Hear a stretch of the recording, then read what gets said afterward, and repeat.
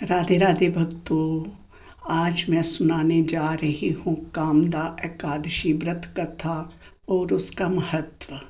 चलिए श्रवण करते हैं कथा। कामदा एकादशी रामनवमी के बाद 11 तिथि पर मनाई जाती है। इस बार कामदा एकादशी का व्रत 8 अप्रैल को रखा जाएगा। कामदा एकादशी का मतलब है सभी मनोकामनाओं को पूर्ण करने वाला। इस दिन भगवान विष्णु की पूजा की जाती है। दशमी के दिन एक ही समय भोजन किया जाता है।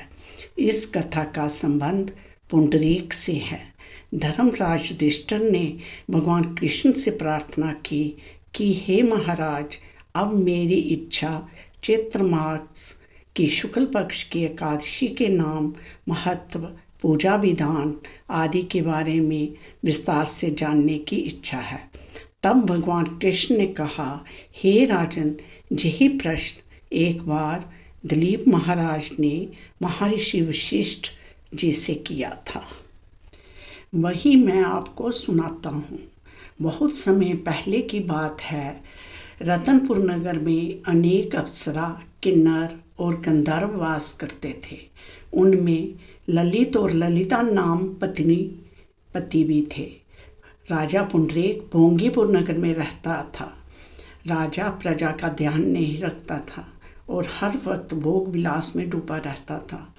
ललित राजा के वहाँ संगीत सुनाता था। एक दिन राजा की सभा में ललित संगीत सुना रहा था कि तभी उसका ध्यान अपनी पत्नी की ओर चला गया और उसका स्वर बिगड़ गया। इसे देखकर राजा पुंडरीक का क्रोध 7वें आसमान पर पहुंच गया। राजा बहुत क्रोधित हुआ और उसने क्रोध में आकर ललित को राक्षस बनने का श्राप दे दिया।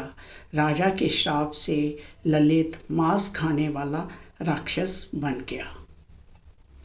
अपने पति का हाल देखकर ललिता बहुत दुखी हुई। ललित का शरीर 8 योजन लंबा हो गया। सिर के बाल पर्वत पर खड़े वृक्षों के समान और भुजाएं लंबी हो गई। वह राक्षस बनकर अनेक कष्टों को भोगता हुआ जंगल में भटकने लगा।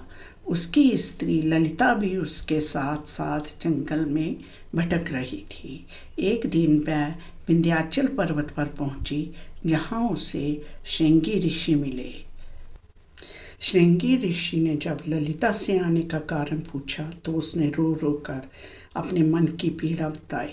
श्रृंगी ऋषि ने ललिता को चैत्र शुक्ल की कामदा एकादशी का व्रत करने और भगवान विष्णु की पूजा करने को कहा।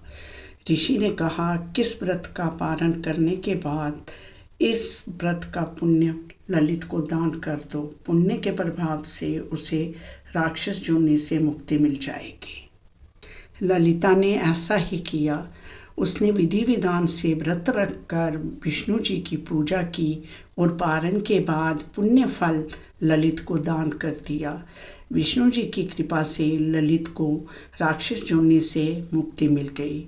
इस तरह से ललित और ललिता दोनों प्रेम पूर्वक रहने लगे और मृत्यु के बाद उन्हें स्वर्ग लोक स्थान प्राप्त हुआ।